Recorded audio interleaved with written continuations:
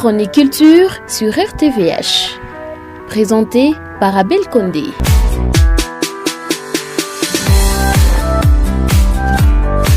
Bonjour à vous, j'espère que vous allez bien. Soyez les bienvenus pour ce deuxième numéro de mois de mai pour la Chronique Culture avec, pour commencer aujourd'hui, Chronique Culture, citation du jour. Le savoir n'est pas difficile, seule sa mise en application l'est.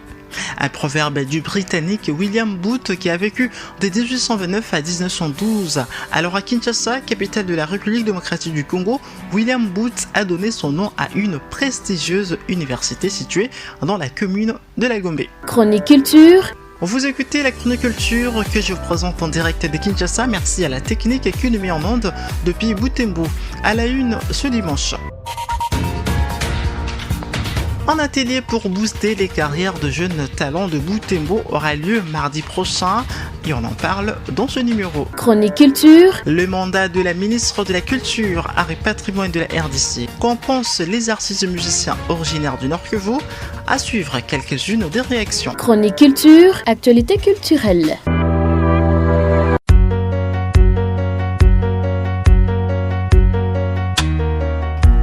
Ce n'est pas une première qu'il débarque à Butembo, sauf que cette fois-là, la cause, elle est tout autre. Il vient tenir un atelier de réflexion sur la gestion des carrières artistiques, le média et la communication.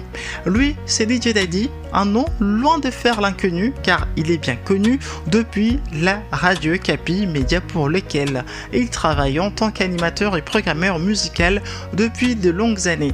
Il fait d'ailleurs partie de ces animateurs radio qui ont propulsé des carrières en République démocratique du Congo. Cette activité concerne tout le monde, mais plus particulièrement les artistes, tous genres confondus.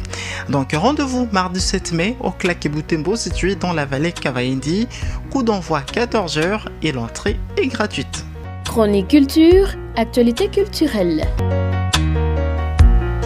Alors qu'on s'est dirigé vers la nomination du gouvernement de la première ministre Judith Tuluka-Suminwa, l'heure est toujours aussi au bilan dans les ministères du gouvernement sortant, c'est-à-dire celui de Jean-Michel Samaloukonde. Pour rester dans notre domaine, qui est la culture, focus sur les mandats de la ministre de la Culture, Art et Patrimoine, Madame Catherine Katungu-Fura.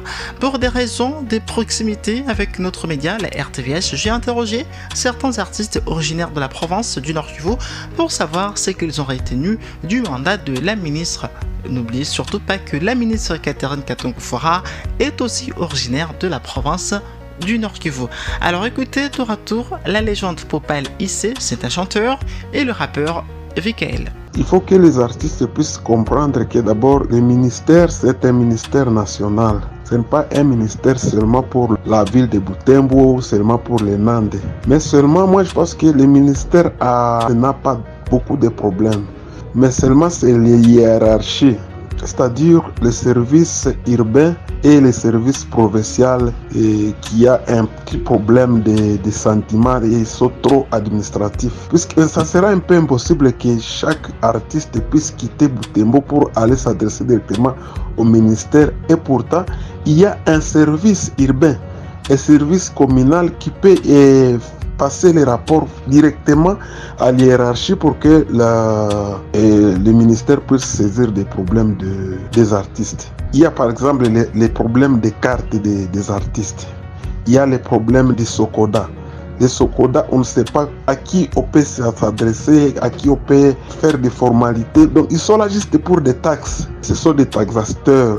Donc je ne condamne pas les ministères, je condamne les services qui accompagnent les ministères. Donc les services urbains et provinciaux, car je pense que c'est eux qui peuvent amener nos doléances au ministère. Chez nous, on pensait que ces mandats ici, le ministère va achever notre musée, notre centre culturel. Mais malheureusement, ça traîne. Et je crois que c'est le seul défaut, aussi le plan pratique que je peux condamner ces mandats ici de ces ministères. Mais pour le reste, en tout cas, je pense que prochainement, il faut insister que les services urbains et provinciaux puissent être actifs, qu'ils ne soient pas trop bureaucrates et taxateurs. Je dirais que il y a eu quelques avancées, mais qu'on peut constater juste au niveau de la capitale congolaise.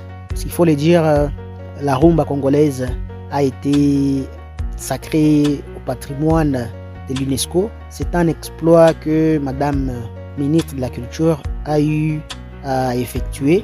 Mais s'il faut aussi considérer son apport sur le plan des provinces et de l'intérieur de la RDC, on sent une véritable faille. Donc on ne sent pas la ministre au niveau des provinces, mais également au niveau des villes et territoires. Les artistes, ils continuent à souffrir, ils continuent à ne pas jouir de leurs droits étant artistes, parce que jusqu'à preuve du contraire, les artistes n'ont toujours jamais été identifiés au niveau local et il n'y a toujours pas un suivi des artistes. Donc les artistes ne jouissent pas du ministère de la Culture. Et je pense que pour les années à venir, celui qui occupera ce poste de ministre de la Culture, en tout cas, devra tenir compte de travailler non seulement sur le plan de la capitale, mais surtout de travailler sur le plan de l'intérieur, histoire de faire bénéficier à tous les artistes, tous les niveaux possibles, de leurs droits d'artistes. La chronique culture, c'est chaque vendredi, samedi et dimanche, à partir de 19h55 sur RTVH. Si vous essayez un peu de voir, dans les Rutshuru et les M23. La vie aux États-Unis, c'est super. C'est pas tellement comme chez nous. Un message en Kiswahili au Badi.